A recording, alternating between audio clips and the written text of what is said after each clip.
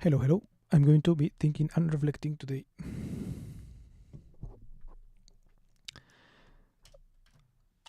I'm going to be writing the topics.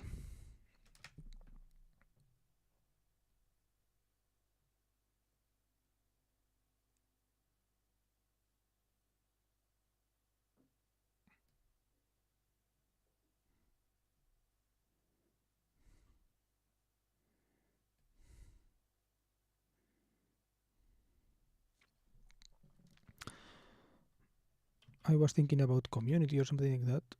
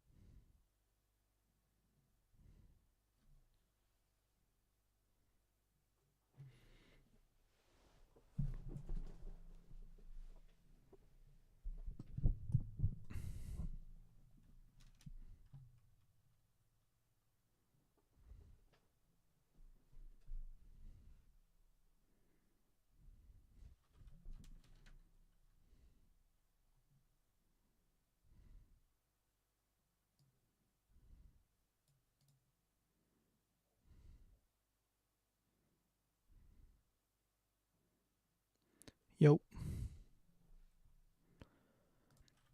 I was going to link this tweet.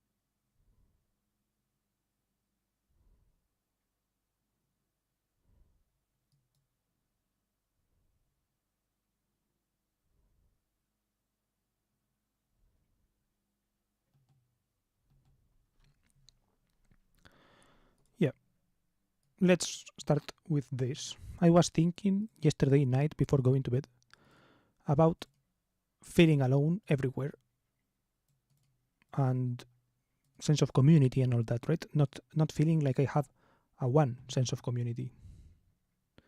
And I don't know. Yesterday night I was sad about it. I was thinking about it in the context of some friends that I have that I see that I don't barely see anymore.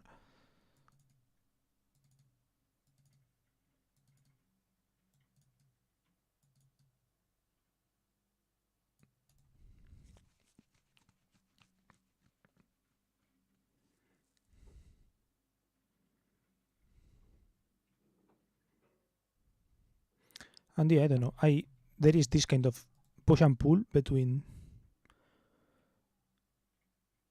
one-on-one relationships. Well, this is one thing, right? And then the other thing is next. This morning I read this tweet that talks about anti-fragility, and he asked, "Have you consciously tried to become more anti-fragile, doing things to make your whole life anti-fragile?" And anti-fragility is kind of resisting, building a life such that it resists kind of the worst kind of outcomes, right? The most unlikely outcomes, the most world shaking outcomes, those kind of things. And one of the things that he mentioned was this tweet, right? It's risky because people ask him like regular non risky things, for example, having a regular job, a stable job, all those things are kind of risky to him, right? They are risky in those kind of catastrophic black swan events, right? Black swan events are these. It is a term coined by Nassim Taleb, and he talks about it. Same with anti-fragility. So the solution to black swan events, the way to be prepared for black swan events, which are kind of by definition events that you can't really predict, and those things, is to become anti-fragile. And this anti-fragility comes from these alt models of reality, having alternative sources of meaning, having alternative scenes and social graphs to hang out in, having alternative identities, all those things, right? And they don't teach any of this on school. Well, this, I don't know. I don't know if it's something that can even be taught.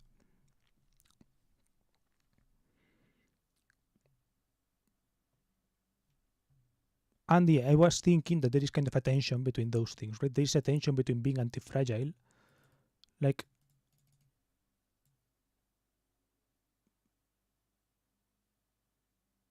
there is a tension between belonging and all that and anti-fragility, aka this, right?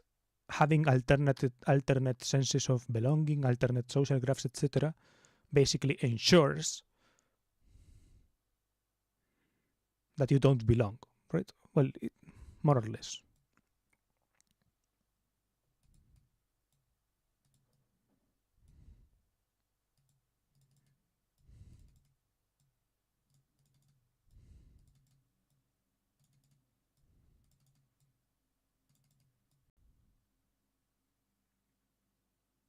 And that's what I was thinking about.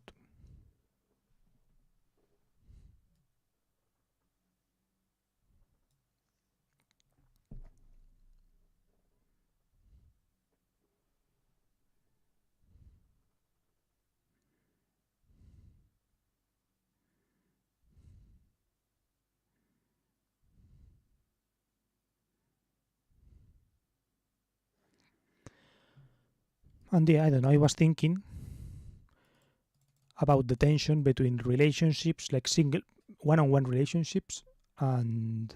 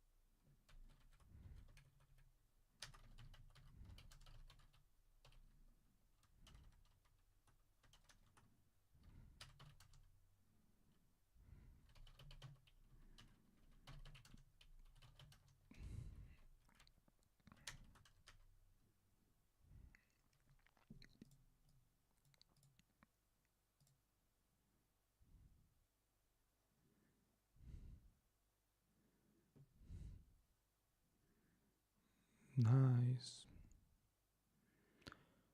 I have the Formula One here. So yeah, Leclerc pole.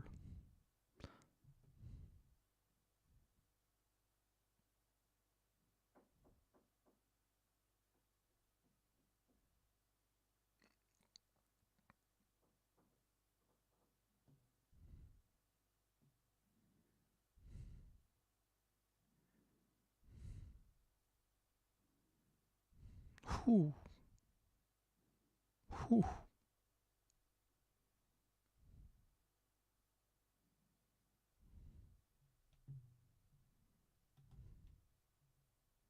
I don't know.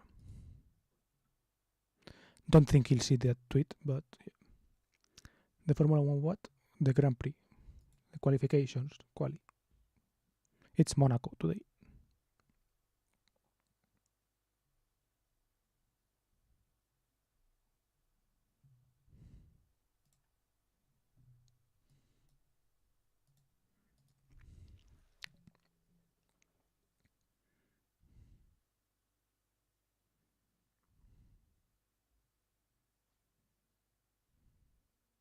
Yeah, that's what I was thinking about, I guess.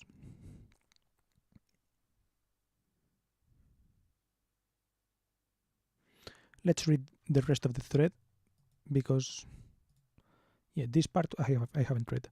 I have consciously but unintentionally wasn't aiming for anti-fragility, focused on the mental side, reality meaning identity. I've cared a lot about avoiding short-term solutions, building lessons into my mindset, being able to apply lessons to different environments. At this point, I really do feel like it would be very difficult to break me, and I feel like my mindset is anti-fragile. A very big part of this is emotional management. I've always been fairly low, very stoic, but dealing with people is tough.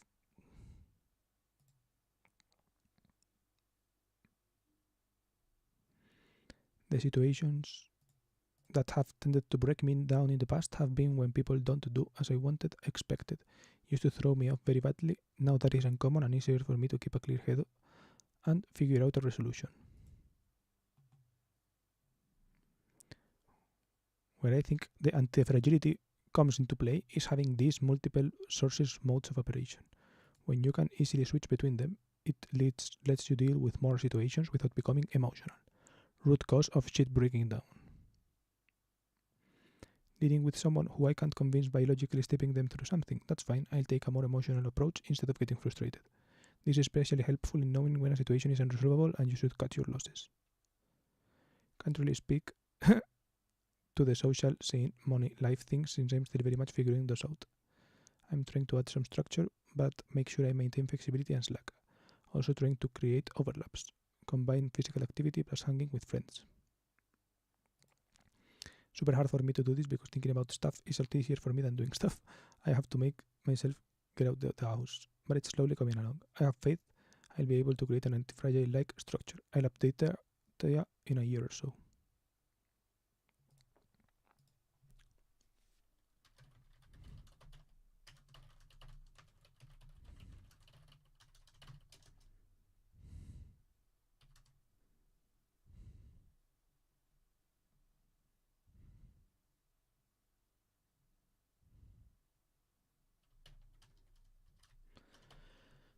And yeah, it's interesting to hear this overlap thing, the combining physical activity plus hanging out with friends to like solve two things in something, right? It seems like that is more fragile because if one thing breaks,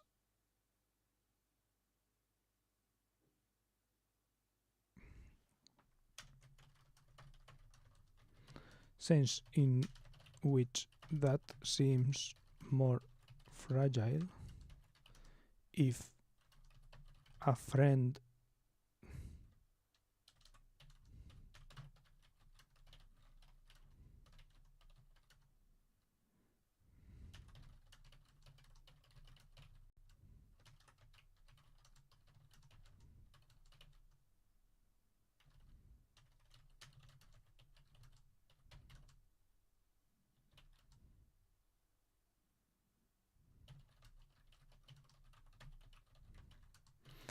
but like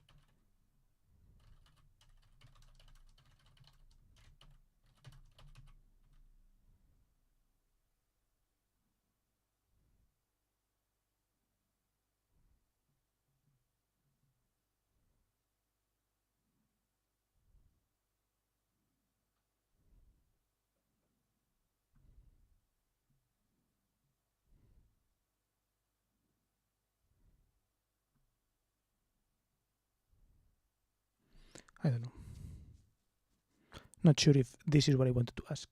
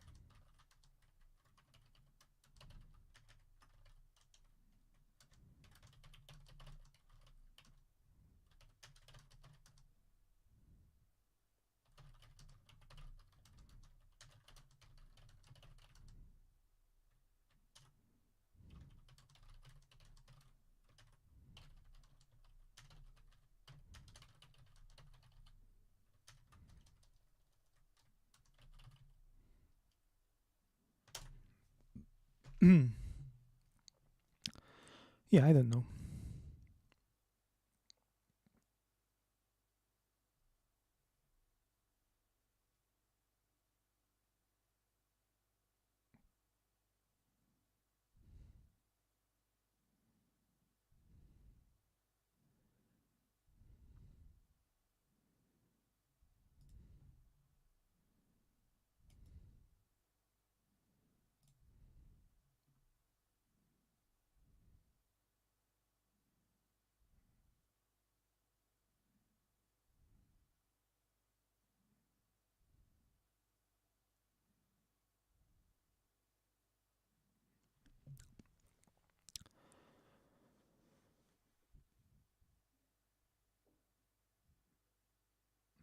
Let's see what I had opened here.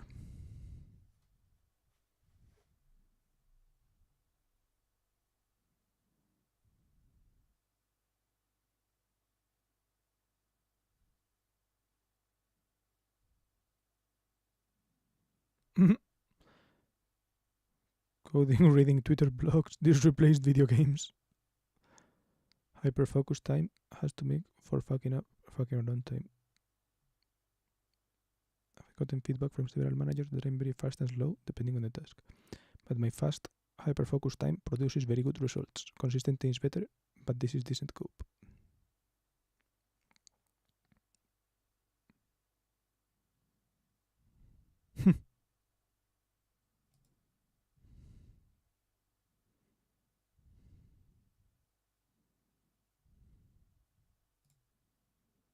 Prioritization is the communism of attention management.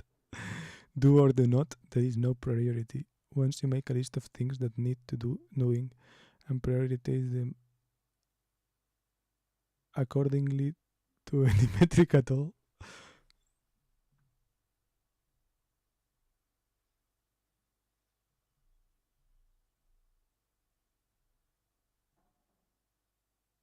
Not to not do lists.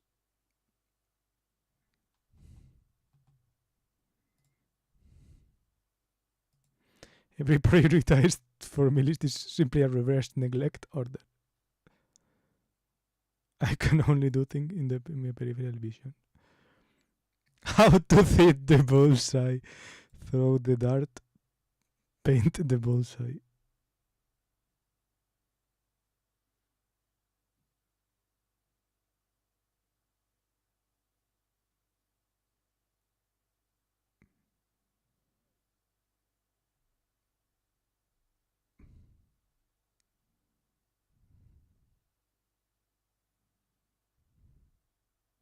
I'm kind of like this. I can only do one thing.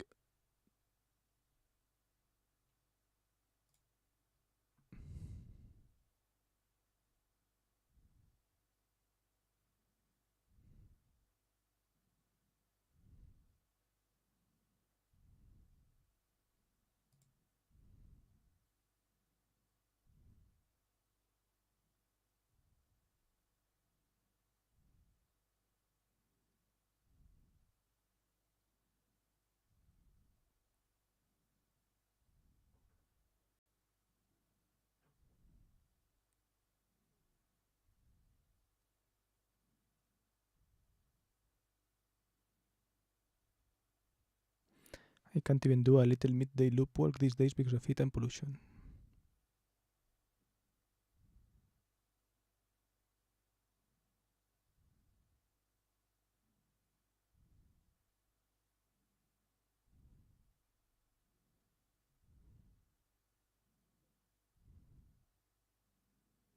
Half stack.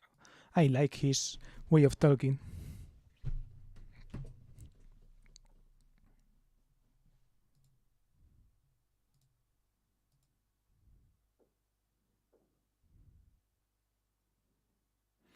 If something is actually important, I sit down and try to start doing it.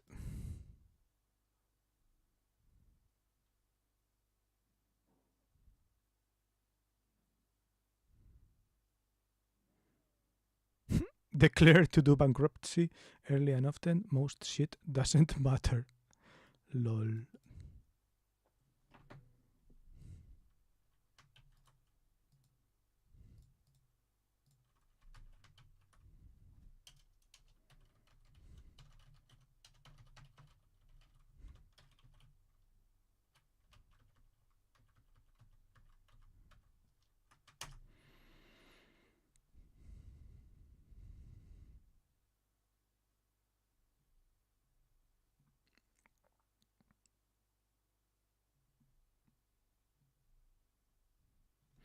I think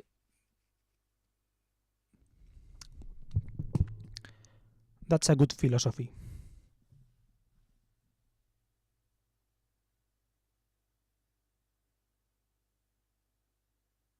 I wanted to ask something to ChatGPT yesterday, but I forgot what it was. Oh, okay. I wanted to not that was not for today. That was for next week. Next week I will ask ChatGPT something like what should I apply for?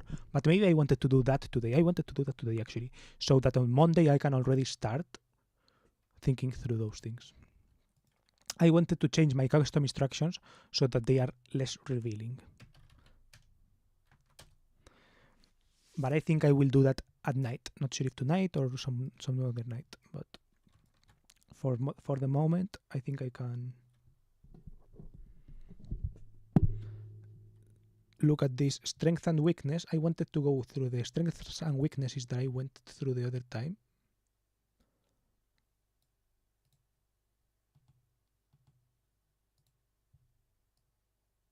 And ask every iteration of those, what should I do, or something like that. Based on that and the information you have about me, what should I apply to? What positions should I apply to? Let's see. What positions should I apply to? How do you think I should do it? Feel free to ask any questions that you think are useful to give me better answers.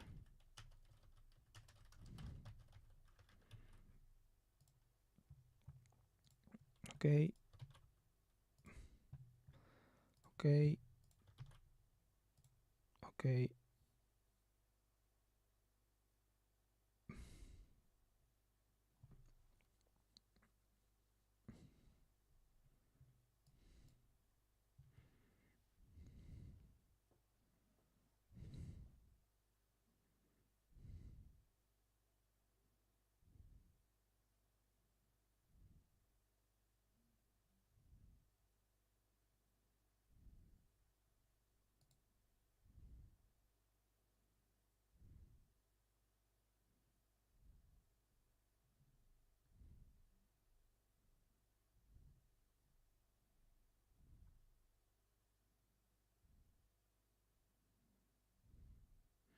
Interesting.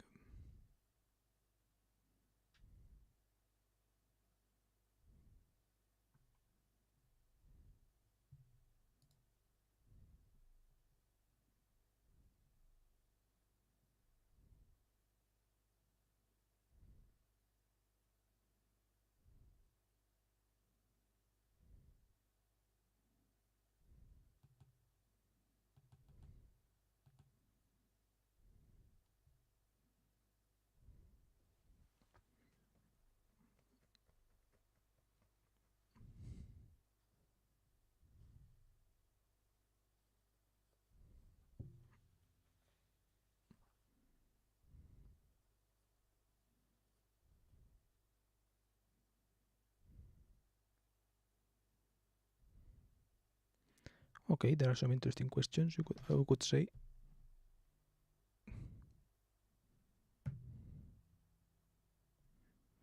I think I'll explore these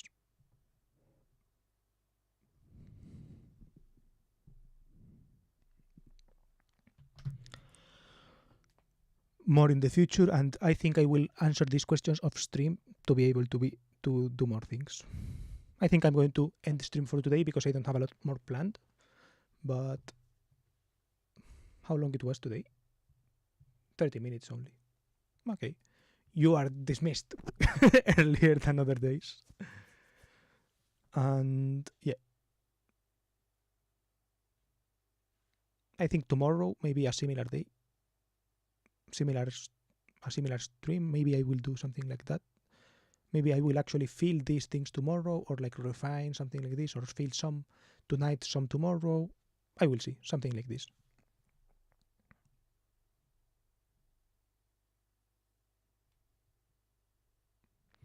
I think I could actually fill these questions in tomorrow, but yeah, just in case, I will do what I had planned to do off stream before.